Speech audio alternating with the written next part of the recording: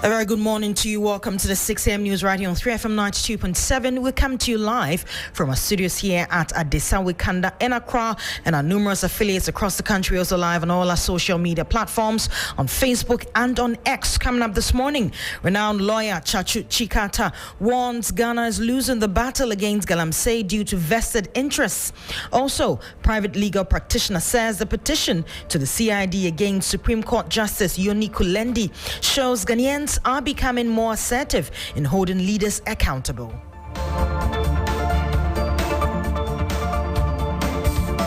The citizens are beginning to assert their rights more and more than previously. Plus, political analyst describes Boakye Jako as a no-nonsense figure with the clout to unite the MPP as he joins the race for the national chairman.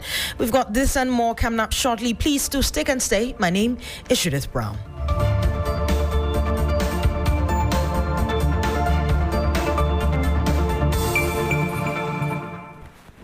Welcome once again to the bulletin. We start from here. Renowned lawyer Chachu Chikata has said the fight against illegal mining is not being won due to vested interests by those who are in the position to end the menace. Reports show food items are being contaminated with mercury and arsenic from Galamsey activities. Now, while some stakeholders want President Mahama to declare a state of emergency, the lands minister has instead designated water bodies and forest reserves as security zones. Mr. Chikata emphasized that not much may be achieved if the persons with vested interests are not stopped. He spoke on the agenda with Beatrice Edu. Clearly, there are vested interests that are protecting the whole situation that we find ourselves in. There are vested interests which are trying to prevent any serious combating of what we publicly are recognizing is an untenable situation. I mean, you ask yourself, if we all proclaim that this is something terrible, why is it that there's still some people who are able to get away with, mining in forest areas, illegal, mining in various parts of the country? I mean, clearly, some of these people have felt protected politically, for instance. And again, I think we need to call a spade a spade. Now, private legal practitioner Martin Pebu says the latest petition to the CID against Supreme Court Justice Yoni Kulendi and his cousin Richard Jatpa reflects a growing trend of citizens boldly asserting their rights. While according to him, Ghanaians have for years been overly differential to people in high office, but the petition signals a shift. He noted that whilst these details of the case are still unfolding, it is significant that an ordinary citizen is challenging a figure as powerful as a Supreme Court justice. He believes the petition shows citizens are now less hesitant to demand accountability, even from the highest levels of authority. Tells you that citizens are beginning to assert their rights more and more than previously. Because, to be honest, maybe because the story is still unfolding outside. So, which specific crime is the citizen looking at? That's the thing. So maybe, when stories unfold, it takes some time, especially as we haven't seen the exact copy of the petition. So, if you see the person's direct words, his direct statement, then sometimes it influences how you understand the case. It tells you that citizens are becoming more assertive. It's okay. It's okay. It's within our rights because, for a very long time, we usually have been very reticent and very differential to authority. So that we pay too much respect to people in high authority. We don't like to hold them to account because they say, hey, like in chief, hey, we need to make me action man. Now, political analyst Dr. Jonathan Asante-Otri believes the timing of Boakye Jako's entry into the MPP chairmanship race is significant. This comes after the former energy minister, Boakye Tremanting Ejako, has officially declared his intention to contest the national chairmanship position of the New Patriotic Party, MPP. He describes Boakye Jako as a no-nonsense figure who has shown he can speak truth to power, citing his blunt criticism during the Akufo-Addo administration and his previous presidential primary bid. Tells you that citizens are beginning to ask. Yeah, the timing is very perfect. I think that is the advice I gave Mr. Kwabena Japan. If he had declared his intention to contest for the chairmanship, I'm sure Mr. Boakye Jako wouldn't have contested, because as of now, the MPP has already made some kind of amendment to their constitution to the effect that whether theoretically or practically, the chairman is going to be the leader of the party, whether in opposition or in government. That in itself is very interesting.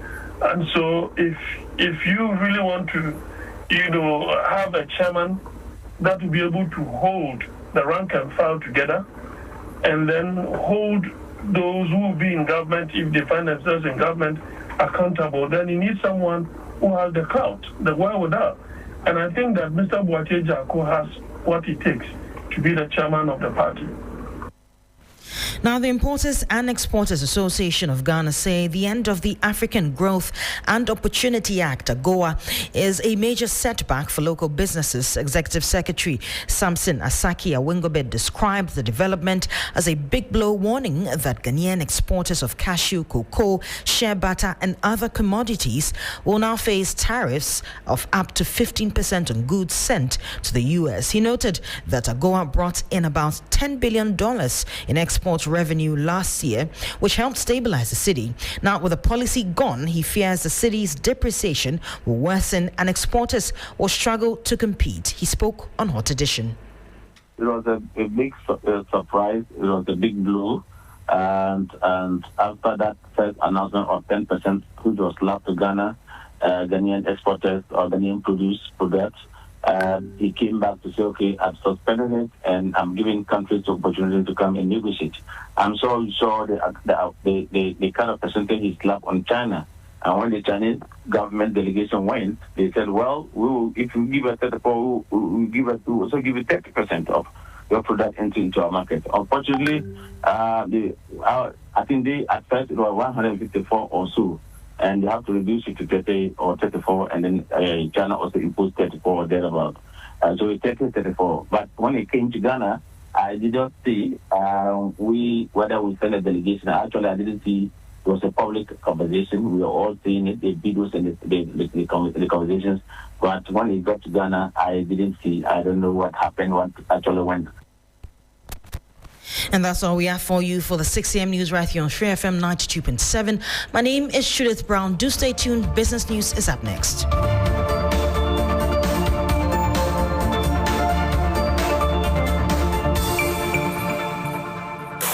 FM 92.7, Urban Lifestyle Radio Station.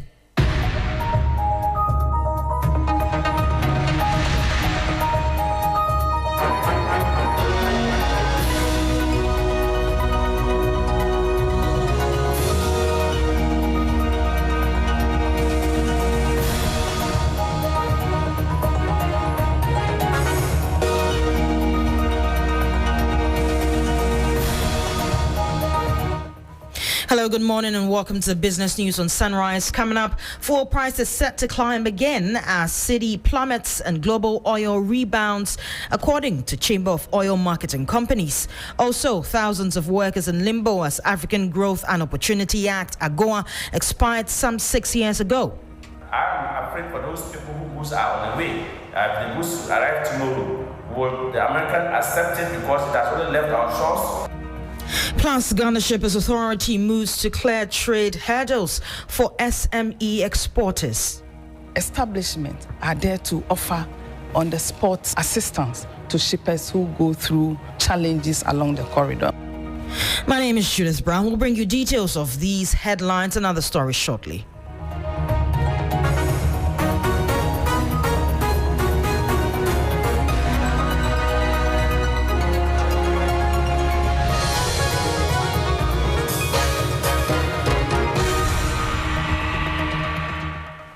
Welcome once again to the business news. We start from here. Ghanaian consumers are bracing for another wave of fuel price hikes at the pump, driven by a rebound in global crude oil prices and the continued sharp depreciation of the local currency. While the Chamber of Oil Marketing Companies projections that price of petrol is likely to go up by some 2.47% across the country in the first pricing window, which commences today. There's more in this 3 Business report. According to Chamber of Marketing Companies, COMAC, diesel is expected to climb between 1.36% and 3.41%, while LPG faces the highest increase, ranging from 2.01% to 4.01%. Petrol is also set for a modest hike of 0.35% to 2.47%. The projected increases are a direct result of 2 primary factors. The international price of crude oil reversed its recent dip, climbing by 1.57% from $67.39 to $68.45 per barrel. This incline was instantly reflected in international product prices, where petrol, diesel, and LPG recorded increases. The local currency's performance remains a major source of pressure. For the October 1 pricing window, the cedi depreciated by 2.74%, falling from 12 cedis 7 pesos to a new rate of 12 cedis 40 pesos per dollar. This drop brings the total losses for the third quarter of the year to a staggering 15.09%, with 0 gains recorded. And that was a 3 Business News desk report on fuel prices set to climb up again as cedi plummets and global oil rebounds. In other news this morning, the African Growth and Opportunity Act, AGOA, the cornerstone U.S.-Africa Trade Pact since 2000, officially expired yesterday, immediately ending duty-free access for thousands of Ghanaians and other African products to the U.S. market. While the lapse leaves thousands of workers in limbo and subjects exporters to heavy new tariffs, threatening the survival of key manufacturing and agricultural sectors. AGOA granted eligible sub-Saharan African countries, including Ghana, preferential access to the U.S. for 25 years, a window designed to spur industrialization and create jobs. Its termination means Ghanaian goods will now be subjected to compound tariffs, eliminating the competitive margin that kept them viable against rivals from other parts of the world. The Executive Secretary to the Importers and Exporters Association of Ghana, Samson Asaki Awingobet, has expressed concerns over looming export disruptions and potential loss of competitiveness. His warning comes as Ghana's AGOA-related exports to the U.S. showed a steep 45% decline in the first months of 2025, a red flag that signaled severe vulnerability even before the official lapse. One will have to pay that 15% tariff, which is going to be a disincentive, it's going to be a challenge, which is going to be a cost to us, and which can lead up to reduction of investment. And then we want to use this opportunity to appeal to the president and the government that is to take a pragmatic steps to address this situation before it gets out of hand. I'm afraid for those people whose goods are on the way. If the goods arrive tomorrow, will the American accept it because it has only left our shores? A financial economist, Dr. Eric Boachi-Yadom, has called on government and local exporters to aggressively pursue alternative global market destinations beyond the United States. Ghana needs to find alternative markets to strengthen our export there rather than overly concentrating on USA. It comes with opportunities and challenges. The opportunities is the fact that we need to look at other markets, and highly concentrating one market like the US market will always put us at the wrong side. There is the need for policymakers to implement a transition plan to support affected businesses and prevent widespread job losses in this new, unpredictable global trade environment. Now, the Ghana Shippers Authority says it is working to address bottlenecks caused by non-tariff barriers in order to encourage more small and medium-sized enterprises, SMEs, to enter the export sector across the sub-region.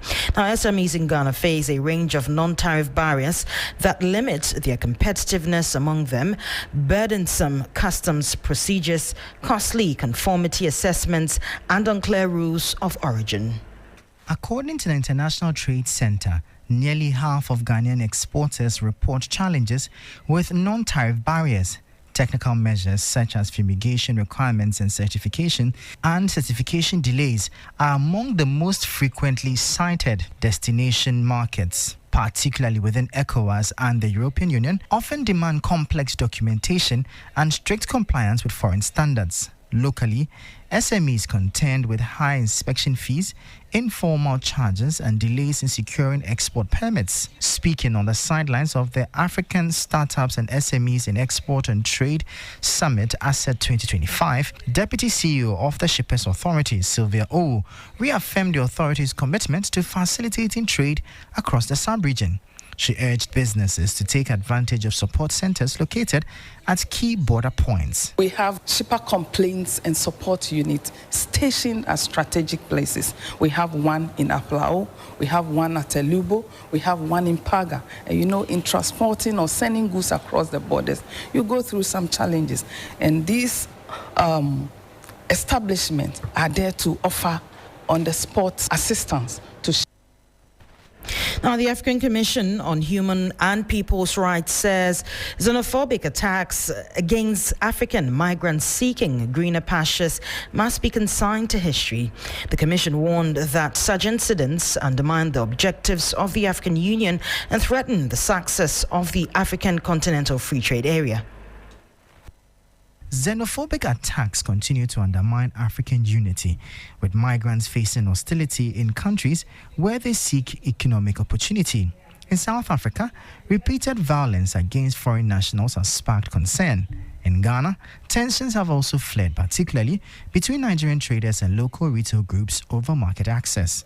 Speaking to the media on the sidelines of the Advocacy for the Continental Ratification and Implementation of Treaties Forum organized in Accra, Honorable Commissioner Janet Salah Njai, Vice Chairperson of the African Commission on Human and People's Rights, said if the continent is truly committed to African unity, such acts must be decisively rejected. If we're really serious about African unity, we must see the continent as a whole, and we must also have each other's back. Each country must be there to support the other. So I think the xenophobia has no place in Africa, because at the end of the day, we are all Africans. But of course, I must hasten to say that whatever the case may be, the citizens of the continent must also respect the laws of each country. Now let's take a look at how the city is faring against major trading currencies and how some key commodities are also faring on the global market.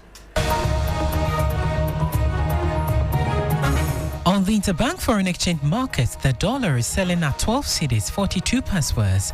It recorded no price change. The British pound is selling at 16 cedis 71 pence worth. It's gained 3 pence worth. The euro is selling at 14 cedis 59 pence worth. It also gained 2 pence worth. However, be guided that these figures could be higher at a forex bureau near you. On the global commodities market, Brent crude is trading at $67.02 per barrel. Gold is trading at $3,859 per ounce, up by 25 cents. Cocoa is trading at $6,749 per ton, down by $249.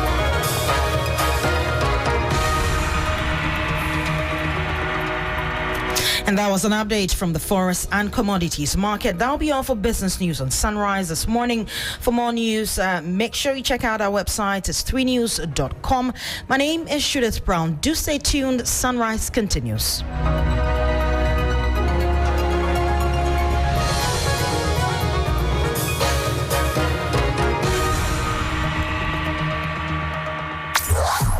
Your phone is in sync. drink with a soothing voice. 3 Lounge with AJ. Are you tired of the same old routine? Need a break from the stress and chaos of everyday life? Well, step into the 3 Lounge, your world of absolute relaxation and great music with yours truly, AJ Akwako Sapon. Welcome to the best mid-morning show in the capital and beyond. This is 3 Lounge, yours truly, your radio princess, AJ Akwako Sapon. Love it. I love it. It's great. Kickstart your week with Monday motivation, shake off the Tuesday blues, and get ready for midweek mania. Take a trip down memory lane on Throwback Thursday and wrap up the week with Funky Friday with myself and Helen Apia Ampufo.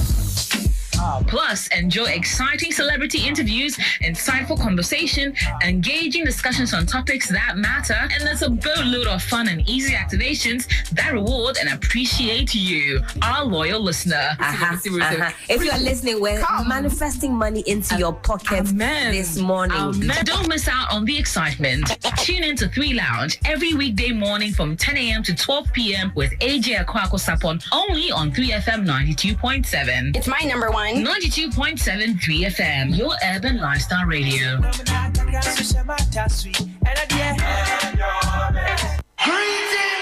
the name of the State Emperor I Rastafari. It has always been a journey of Pan-Africanism and consciousness. It is your regular taxi driver with the urban blend and 3FM 92.7 in living stereo every day, Monday to Friday from 12:30 p.m. till 3 p.m. This is the show everybody listens to, so your business will certainly do well here. My name, Black Rasta. I am the rootical, hairtical, Don Gargan, Moa Fire, Rhythm, come forward. Atinga ya chika fankare, Azure ya chika fankare, Abama ta chika fankare. 3FM, your urban lifestyle radio. They're the best. Turn it up.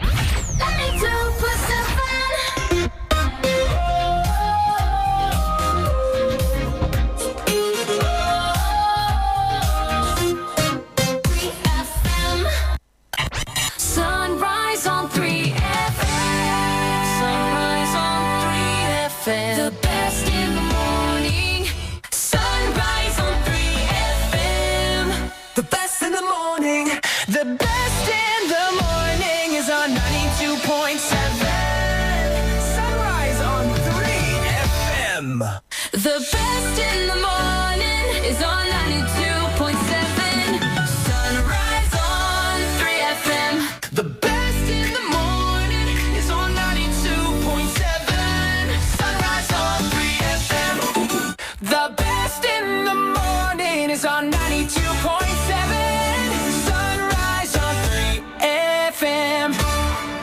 The best in the morning is on 92.7. Sunrise on 3FM.